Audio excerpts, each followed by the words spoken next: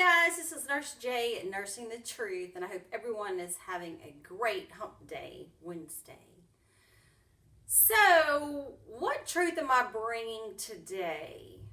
Are you ready? Because it seems like every time I turn around these days, I'm stumbling upon information that's going to set you free and make you laugh and have a good time. So, have any of you guys heard of the Ugarit tablets?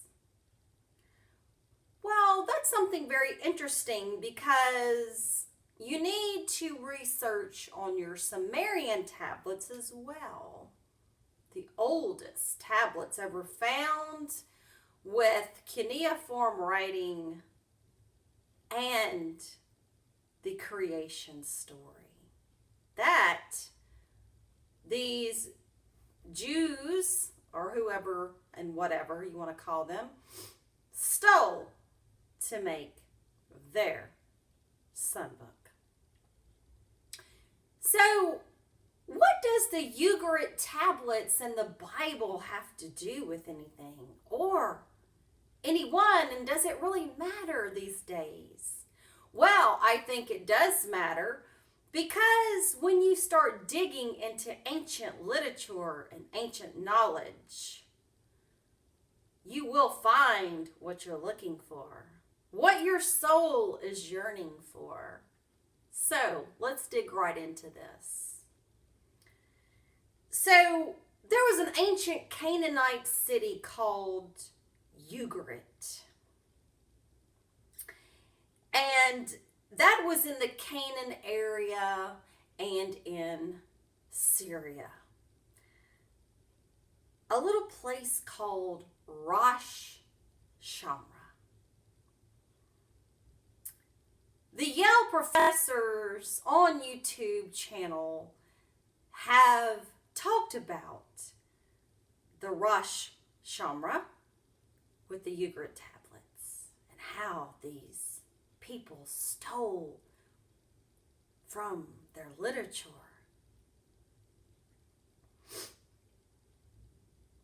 So, the biblical passages, as well as aiding us in deciphering difficult Hebrew words, they say, Ugarit was at its political, religious, and economic height around the 12th century BCE, and thus its period of greatness corresponds with the entry of Israel into Canaan. This information that I'm spewing out to you, you can go to theology.edu. Now, why should people be interested in the Old Testament and want to know about this city and its inhabitants? Simply because when we listen to their voices, we hear echoes of the Old Testament itself. Several of the Psalms were simply adapted from Ugaritic sources. The story of the flood has a near image in Ugaritic literature. And the language of the Bible is greatly illuminated by the language of Ugarit.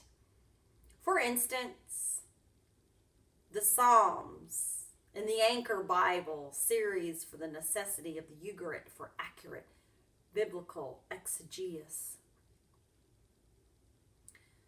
In short, when one has well in hand the literature and theology of Ugarit, one is well on the way to being able to comprehend some of the most important ideas in the Old Testament. For this reason, it is worthwhile that we pursue this topic. In 1928, a group of French archaeologists traveled on 7 camels, 1 donkey, and some burden bearers toward the area known as Rosh Shamra. After a week, they discovered a cemetery. And in the graves, they discovered, Egyptian and Phoenician artwork in alabaster.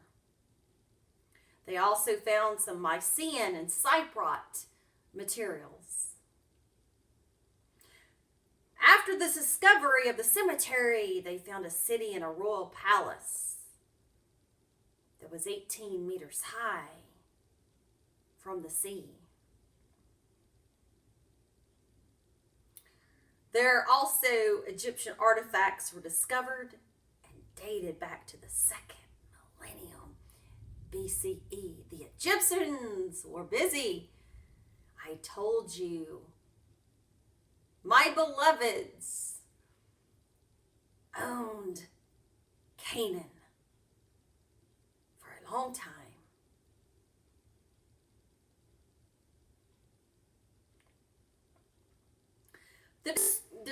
The greatest discovery made at the site was a collection of tablets carved in a cuneiform script like the Sumerian tablets. In 1932, the identification of the site was made when some of the tablets were deciphered, and the city was the ancient and famous site of Ugarit.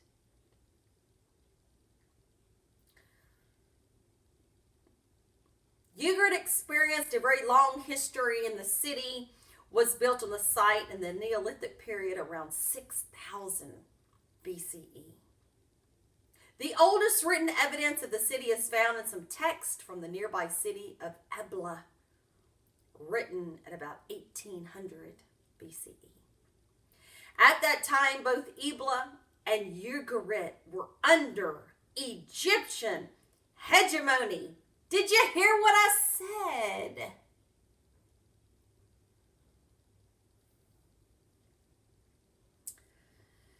Which shows that the long arm of Egypt extended all along the west coast of the Mediterranean Sea. For Ugarit is located in modern-day Syria, roughly dead east of the northeast coast of Cyprus. The population of Ugarit at that time was roughly around 7635. And the city of Ugarit continued to be dominated by the Egyptians through 1400 BCE.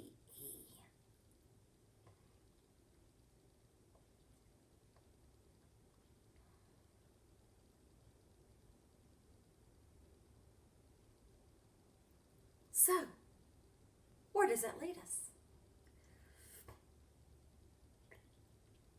Or, where does it take us? There was gods in the Ugaritic pantheon.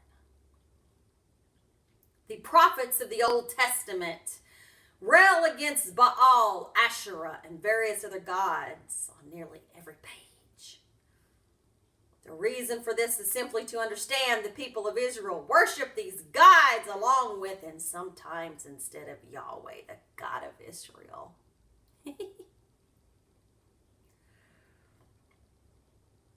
The biblical denunciation of these Canaanite gods received a fresh face when the Ugaritic texts were discovered. For at Ugarit, these were the very gods that were worshipped. And El was the chief god of this Ugaritic pantheon, yet El is also the name of God used in many of the Psalms for Yahweh, or at least that has been the presupposition among pious Christians, of course. Yet, when one reads these Psalms in the Ugarit text, one sees that the very attributes for which Yahweh is acclaimed are the same for which El is acclaimed. In fact, these psalms are most likely original Ugaritic or Canaanite hymns to El, which were simply adopted by Israel, much like the American national anthem was set to a beer hall tune by Francis Scott Key. And El is called the Father of men, Creator, and Creator of the creation. These attributes are also granted Yahweh by the Old Testament. You'll need to go check out my video, How Yahweh usurped El.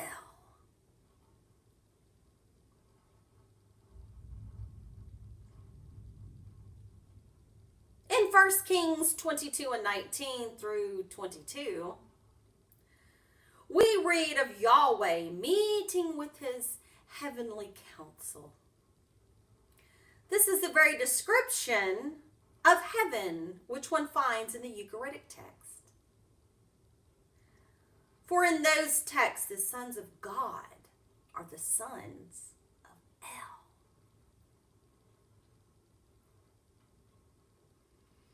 Other deities worshipped at Ugarit were El Shaddai, El Elon, El Barith, and all these names are applied to Yahweh by the writers of the Old Testament. The dirty little scribes. Jeremiah 8:8 says, the wicked pen of the scribes.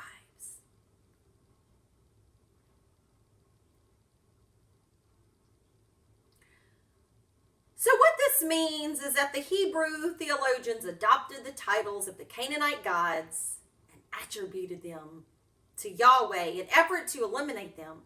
If Yahweh is all of these, there is no need for the Canaanite gods to exist. This process is known as assimilation. Besides the chief god, there were also lesser gods, demons, and goddesses. The most important of these lesser gods were Baal, Asherah, Yam, Mot. What is of great interest here is that Yam is the Hebrew word for sea, and Mot is the Hebrew word for death. Is this because the Hebrews also adopted these Canaanite ideas as well? Most likely they did.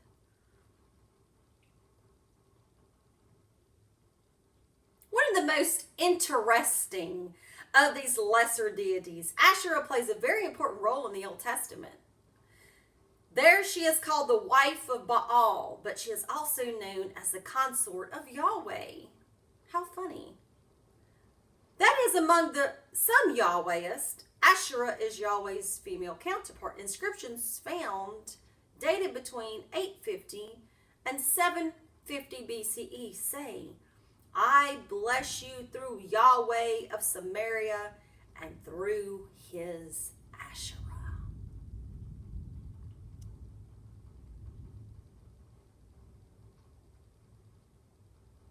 The Yahwehists worshipped Asherah until the 3rd century. Thus, for many in ancient Israel, Yahweh, like Baal, had a consort, although condemned by the prophets. This aspect of the popular religion of Israel was difficult to overcome, and indeed among many was never overcome.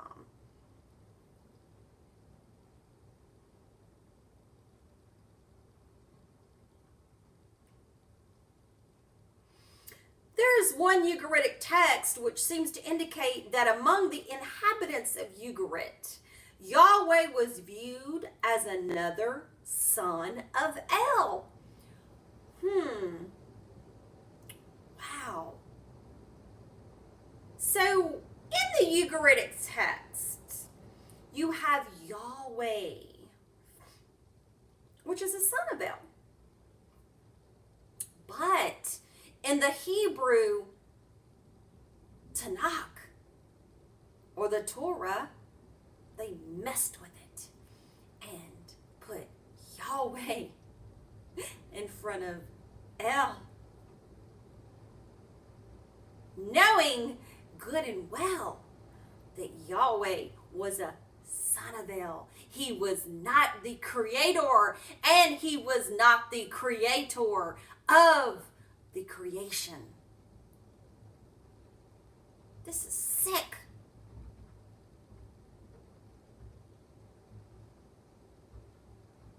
Among the other gods worshipped at Ugarit, there are Dagon, Torshk, Horon, Nahar, Resheph, Kotar, Hossus, Shakar, who is the equivalent of Satan, and Shalem. The folks at Ugarit were also plagued by a host of demons and lesser gods. And the people at Ugarit saw the desert as a place which was most inhabited by demons. And they were like the Israelites in this belief. In the Ugarit tablets is a list of these demons.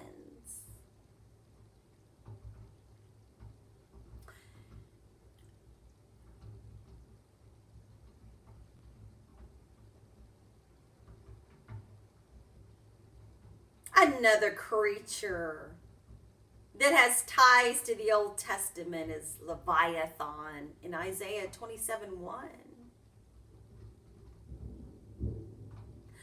Psalm 74:13 and 104:26. And in this tablet, they describe this creature as a beast.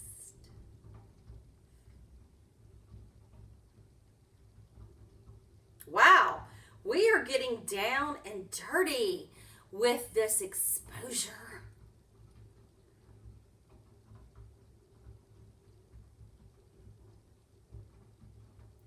So let's carry on.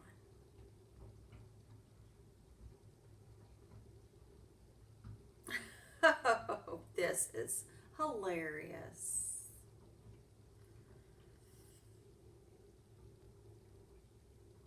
Worship at Ugarit and in ancient Israel, which I really say they were all Canaanites. The ones that Egypt was always fighting.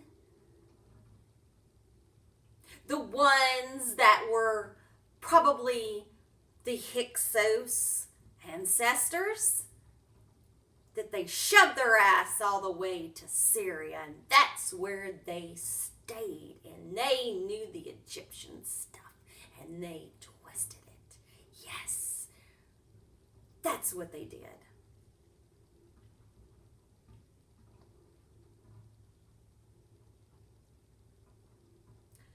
In Ugarit, as in Israel, the cult played a central role in the lives of the people, and one of the central Ugaritic myths was the story of Baal's enthronement as a king. Baal is killed by Mot in the fall of the year, and he remains dead into the spring of the year. His victory over death was celebrated as his enthronement over the other gods. Do you see the astrotheology in that? Death, the underworld, a tomb, the spring, the equinox. He's resurrected. The Old Testament also celebrates the enthronement of Yahweh. Psalms 47:9, 93:1, and 96:10. As in the Ugaritic myths as well, the purpose of Yahweh's enthronement is to reenact creation. That is, overcomes death by his recurring creative acts. How can the God of creation keep dying and resurrecting?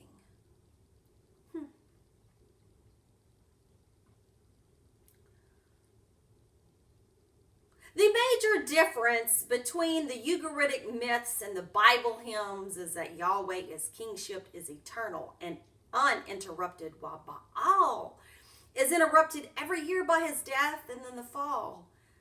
Baal is the god of fertility, and the meaning of this myth is quite easy as we can understand this. As he dies, so the vegetation dies. And when he is reborn, so is the world. Not so with Yahweh, for since he's always alive, he is always powerful. Osiris, green vegetation, the god of fertility. He resurrects. So is Baal, Osiris. You get what I'm saying?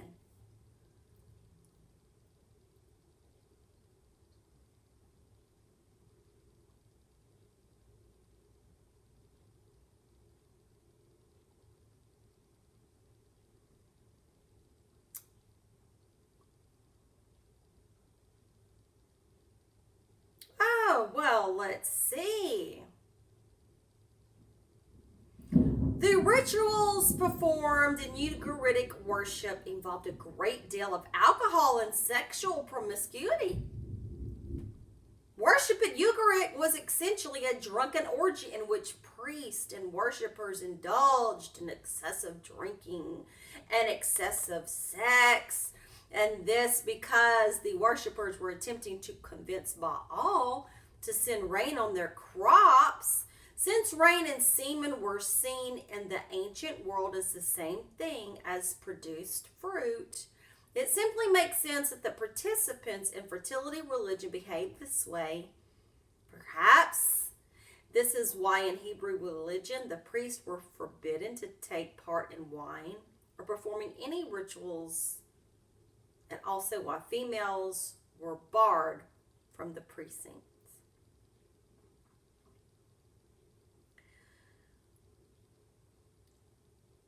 Well, I'm going to make a part 2 to this. And this is very exciting. And I hope you have enjoyed how people steal. So until next time, me and Thoth and Anubis and Bastet and all the rest of us say Hotep and Ashe, and we'll see you with the next video, part 2.